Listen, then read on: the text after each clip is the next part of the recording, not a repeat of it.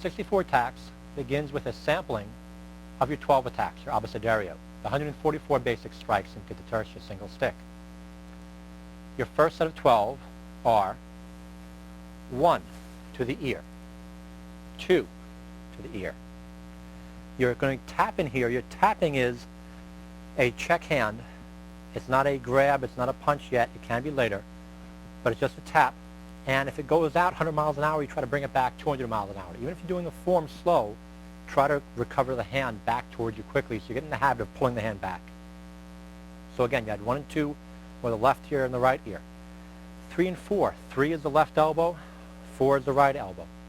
5 is the prostate gland, halfway between the anus and the groin. 6 is the collarbone, tapping down to the left big toe. 7 is the knee. 8 is the solar plexus, twisting in. 9 is the heart, dropping down. There's a bridging motion between 9 and 10. If Don were to hit me on a 1 strike, I could engage it and parry this out in order to use a puño or tip to clock him on the bridging motion before the 10 to get in for 10. Or if he came on a 2, I would try to witique or whip across his hand to get in for that motion. Or if I miss the whip and he comes in, I'll use an umbrella to get in to clock him on number 10. 11 is between the eyes at a downward angle. The idea being if he leans out of the 11, I can still get into the sternum. And then 12 is eyes and groin, a precursor to your spotty dagger. And that gives you an idea of 1 through 12 on 64 tacks.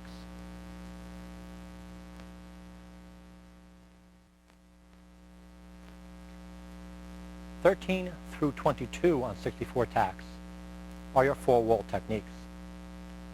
4-wall is an entry technique predominantly and a basic bare bones multiple strike technique for the beginning student to learn how to deal with a moving attack. On number 13 and 14, 15, 16, you're dealing with horizontal strikes. Now this portion of it is entry technique, it's not blocks. He's coming in on a 1 and 2 strike. You're starting off engaging the stick with a very simple countercut normally to the hand, but for training we're going to the stick. You want to enter in on him. Now obviously, you know, that stick is coming fast. There's no way you're going to sit there and block every strike. That's not what the 4-wall is. 4-wall is entry. For instance, if I wanted to enter in on Don on the 1 side, I'm going to enter in on the 1 just as the 1 passes, but guarding against his number 2 while I get in. What I'm doing is waiting for that number 1 just barely to pass my nose, then enter in for the 2 side. So watch again. Just barely let that 1 pass and then enter in on the 2 side, guarding against the 2. If I want to get in off his other side, I want to get into guard against a 1, so I'm going to wait just barely for that 2 to pass. As soon as the 2 passes, I'm guarding against a 1 and entering in. Now you're going to start the beginning student with the hand position off the 1 side, guarding against the 1, with the hand supporting the thumb to support the grip. The reason being you want to keep his hand away from the danger zone of the 2 sticks meeting. You don't want their fingers getting caught. Then after that, once they're used to that, they're going to guard with the hand on the stick. Once they get used to that, and they don't leave their elbow dangling out to get hit, you're going to have them supporting the body of the stick with the form. And again, you don't want the fingers out here or the elbow out here. Once they get used to that and they're proficient at that level, then you have them go in checking the hand, and the stick is going to be braced against the forearm, guarding in case this starts to ride in. You're entering in, going to break the knee and elbow the sternum or the nerve in the shoulder. On the 2 side, you're dealing with a 1 and a 2.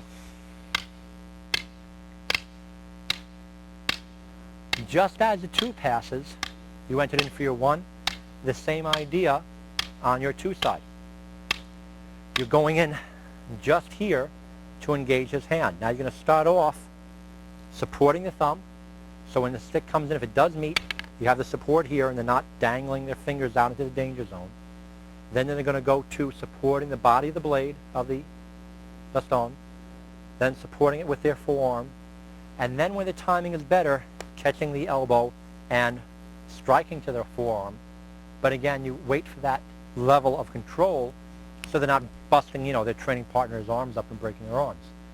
Get the catch, contact, and then a thrust is going to be applied afterwards. And obviously you can see the training progression so you don't have, beginning students stabbing each other in the eye. You need to take it step by step slowly.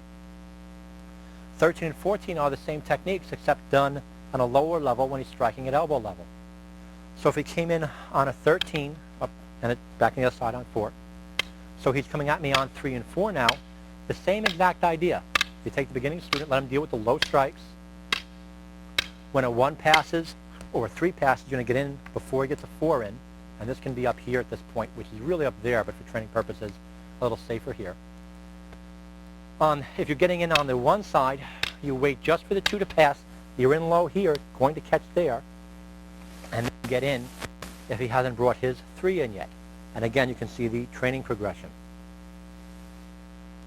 17 and 18 are your knee attacks. He comes in on a knee. The student is now using application of double force against the hand, but for training purposes it's going to be on the stick, on 17 and on 18.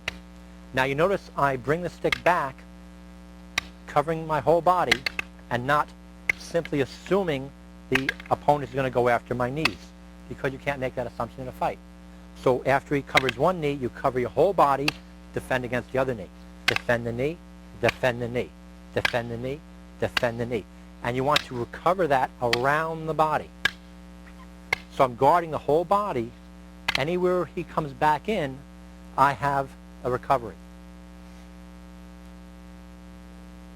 19, 20, 21, 22 are combination attacks of high-low, basic rudimentary attacks that your opponent may use on you.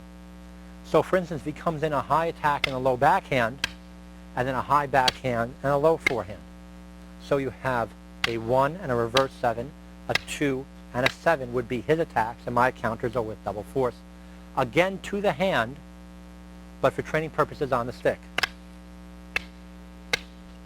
And you have the beginning students work on sidestepping while they apply this technique.